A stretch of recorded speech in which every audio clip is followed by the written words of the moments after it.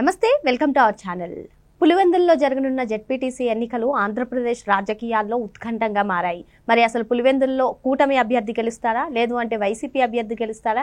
ఇంతకీ ఇండిపెండెంట్ పైన జరిగినటువంటి దాడి ఎవరు చేయించింది? మరి చాలా రోజుల తర్వాత అవినాష్ రెడ్డి కూడా బయటకు వచ్చి ప్రచారం చేస్తున్నారు. మరి మొత్తానికి ఏం జరగనుంది తెలుసుకునే ప్రయత్నం చేద్దాం. దీన్ని విశ్లేషించడానికి మనతో పాటుగా ఉన్నారు ప్రముఖ రాజకీయ సామాజిక విశ్లేషకులు అపసాని రాజేష్ గారు. నమస్తే సార్. నమస్కారం. ప్రస్తుతం పులివెందుల బై ఎలక్షన్స్ ఆంధ్రప్రదేశ్లో చర్చనీయాంశంగా మారాయి సార్. మరి అక్కడ ఎవరు గెలిచే పరిస్థితి ఉందంటారు? ప్రస్తుతం చూసుకున్నట్లయితే సతీష్ రెడ్డి, అవినాష్ రెడ్డి కూడా ప్రచారంలో పాల్గొంటున్నారు. మరి కూటమి పైన విమర్శలు చేస్తున్నారు. అసలు ఏం జరుగుతుంది పులివెందుల్లో ఈ బై ఎలక్షన్స్ లో ఎవరు గెలిచే పరిస్థితి ఉందంటారు? ఇప్పుడు వాస్తవంగా ఇప్పుడు జరుగుతున్నది ఉప ఎన్నికలు. 2021 ఏప్రిల్లో అసలు ఎన్నికలు జరిగాయి. ఇంకొక సంవత్సర కాలం లోపుగా గతంలో జరిగిన ఎన్నికల టెన్యూర్ పూర్తయిపోద్ది, ఈ పదవీ కాలం పూర్తయిపోద్ది. మళ్ళీ ఫ్రెష్గా ఎలక్షన్స్ జరగాల్సిన అవసరం ఉంది. కాకుంటే అక్కడ ఉన్న జెడ్పీటీసీ సభ్యుడు చనిపోయిన దృష్ట్యా ఆ స్థానం ఖాళీ అయింది కాబట్టి దానికి ఉప ఎన్నికలు నిర్వహిస్తూ ఉన్నారు. ఇప్పుడు ఇక్కడ గమనించుకోవాల్సింది ఏంటి అంటే కాలం ఎంత బలీయమైంది. 2021 అసలు సిసలు స్థానిక సంస్థల ఎన్నికలు జరిగినాడు ఇదే కడప జిల్లాలో. ఇంకా మాట్లాడుకుంటే పులివెందుల నియోజకవర్గంలో కానీ పులివెందుల జెడ్పీటీసీ పరిధిలో కానీ తమ రాజకీయ ప్రత్యర్థుల్ని నామినేషన్ కూడా వేయనివ్వాల. అంటే గత 2021 ఎన్నికల్లోనే కాదు, 1978 నుంచి వైఎస్ కుటుంబానికి పెట్టని కోటలాగా పులివెందుల విరాజిల్లుతూ ఉంది. వైఎస్ రాజశేఖర రెడ్డి గారు, వైఎస్ వివేకానంద రెడ్డి గారు, వైఎస్ విజయలక్ష్మి గారు, ఇప్పుడు జగన్మోహన్ రెడ్డి గారు, వీళ్ళ నలుగురు 1978 నుంచి విడతల వారీగా, అంటే రాజశేఖర రెడ్డి గారు పులివెందుల ఎమ్మెల్యేగా ఉంటే వివేకానంద రెడ్డి గారు కడప ఎంపీగా ఉండేవారు. ఈయన కడప ఎంపీకి వెళ్తే వివేకానంద రెడ్డి గారు పులివెందుల ఎమ్మెల్యేగా ఉండేవారు. ఆయన కాలం చేసిన తర్వాత ఒక టెన్యూరు వైఎస్ విజయలక్ష్మి గారు చేశారు. 2014 నుంచి ఇప్పుడు 3వ దఫా జగన్మోహన్ రెడ్డి గారు చేస్తూ ఉన్నారు.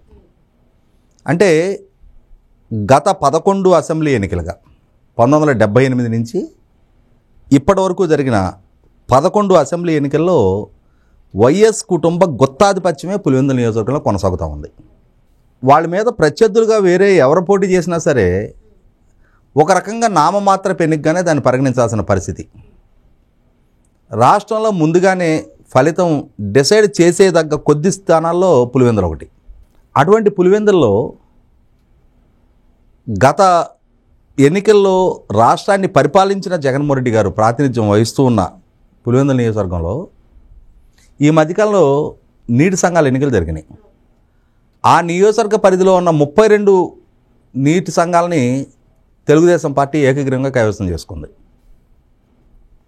ఇప్పుడు వైసీపీ జెడ్పీటీసీ మెంబర్ చనిపోయిన దృష్ట్యా జరుగుతున్న ఉప ఎన్నికల్లో TDP Pulivendula incharge BTech Ravi అంటారు, మారెడ్డి రవీంద్రనాథ్ రెడ్డి, ఆయన సతీమణి లతా గారు పోటీ చేస్తున్నారు తెలుగుదేశం పార్టీ తరఫున. వైసీపీ నుంచి చనిపోయిన జెడ్పీటీసీ వాళ్ళ కొడుకు పోటీ చేస్తున్నాడు.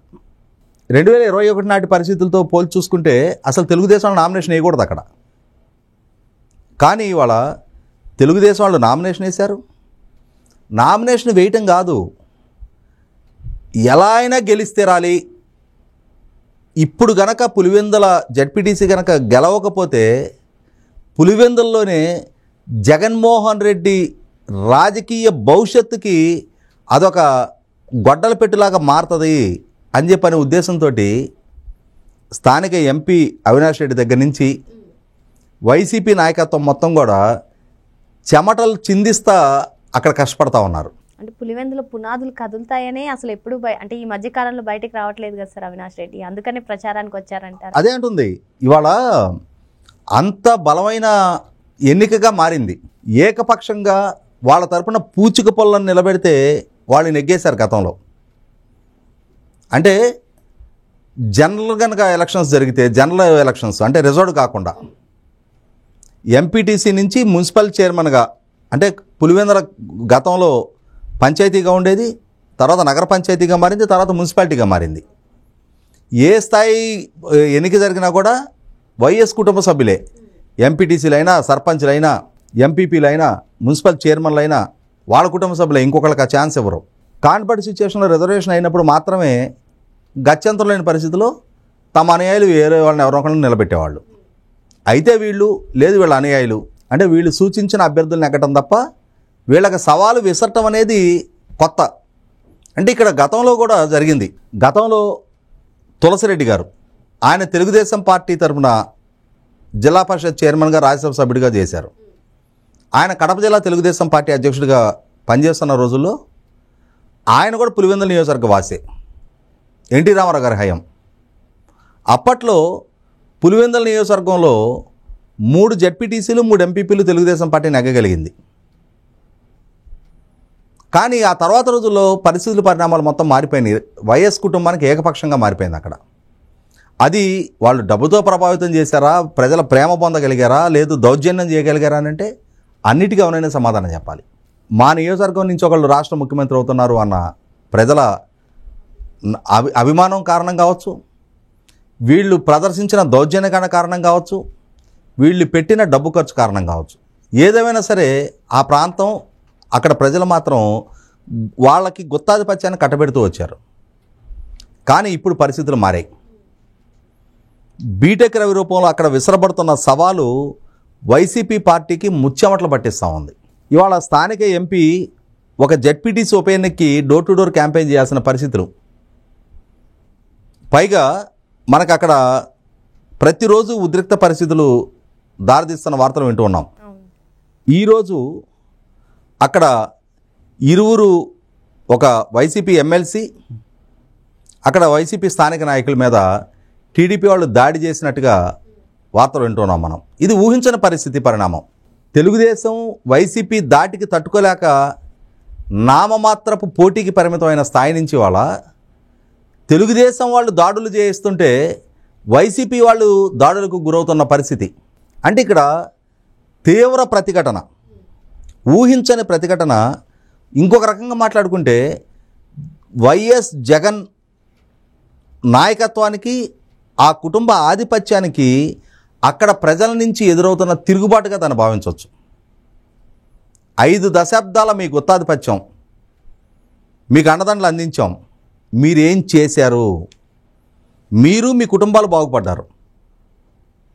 ఇవాళ అక్కడున్న గండికోట రిజర్వాయర్ ప్రాంతాన్ని సుందరీకరణ చేసి టూరిజం ప్రమోషన్ కోసం చంద్రబాబు నాయుడు గారి ప్రభుత్వం, కేంద్ర ప్రభుత్వ సహకారంతో గ్రాంట్స్ తీసుకొచ్చి అక్కడ అభివృద్ధి చేస్తూ ఉన్నారు.